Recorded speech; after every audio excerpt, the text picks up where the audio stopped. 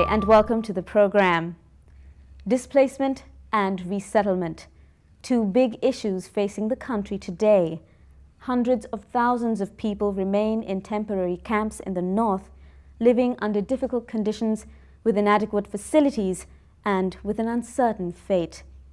On today's program, we explore the extent of Sri Lanka's IDP problem, which unfortunately extends far beyond just those in the north. Our first report takes you to Kalpitiya in the Puttalam district, to a refugee camp which thousands of Muslims from Mana reluctantly call home.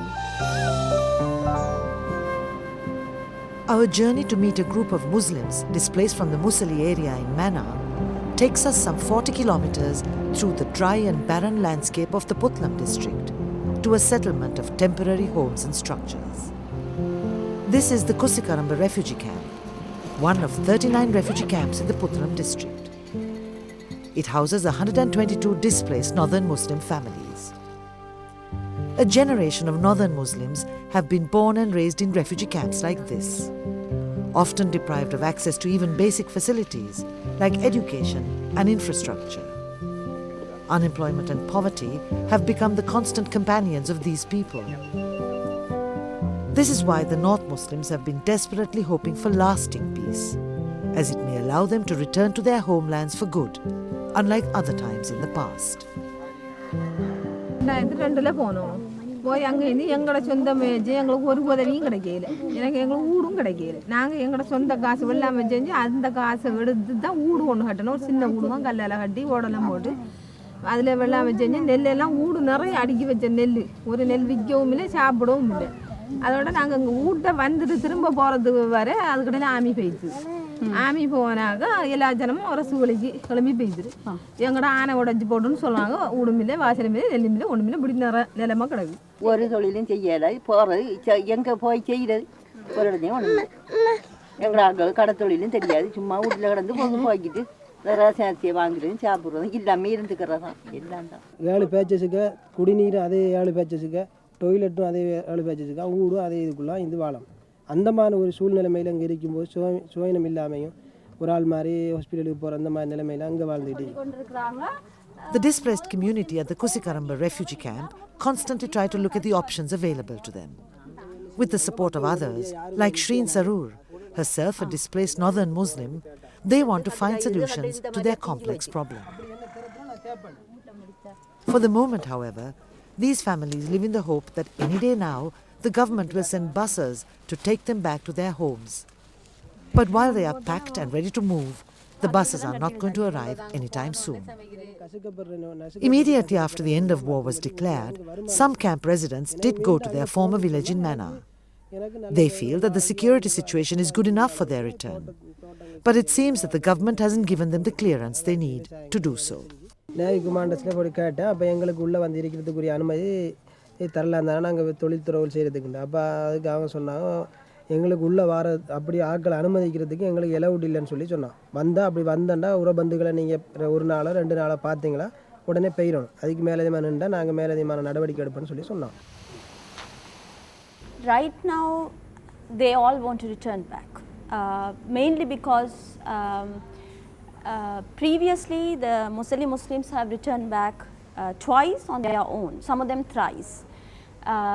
But now, since the LTT is not there, their concern is now for them to go back.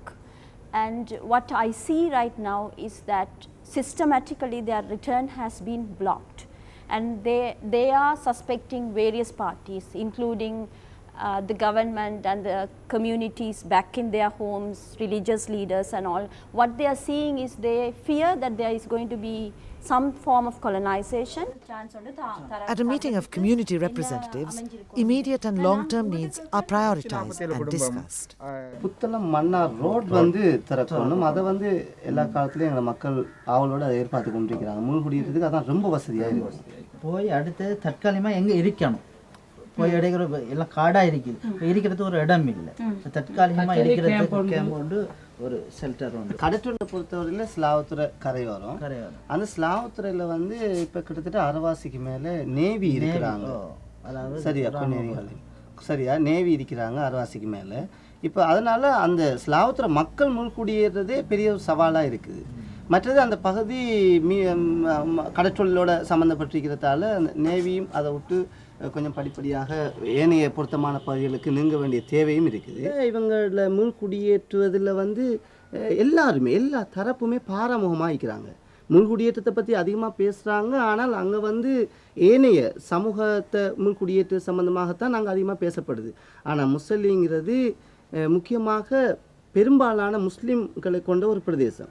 ஆனால் இங்கே இந்த முஸ்லீம்கள் வந்து முன்குடியேறதுக்கு இருக்கிற அதாவது நிறைய தடைகள் இருக்கிற மாதிரி எங்களுக்கு விளங்குது. These community leaders have often met with politicians to demand their right to return. But so far they haven't received any assurances.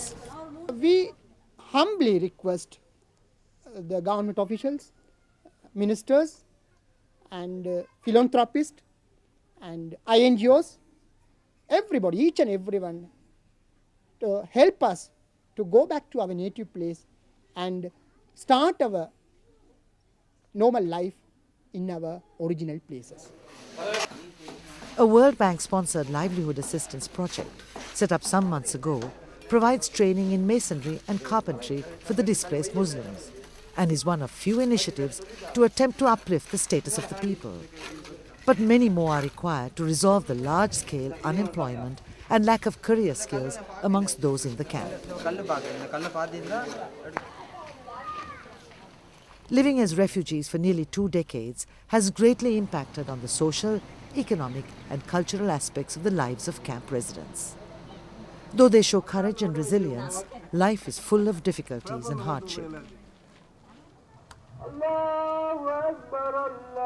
As the community answers the call to prayer every day, their wish is for a permanent and lasting solution to their temporary state of life, to be able to finally return to their homelands. It is a dream that has eluded them for 2 decades. But now the time is right, and it is the opportunity they feel they have been long waiting for.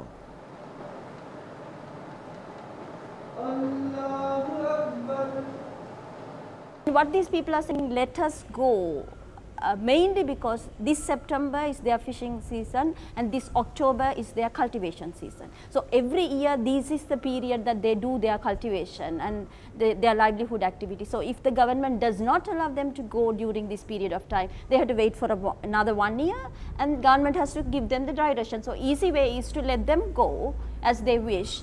And then the other thing is they always had this security concern, but the thing is, since now LTT is not there, that's one reason that they are packed and ready to go.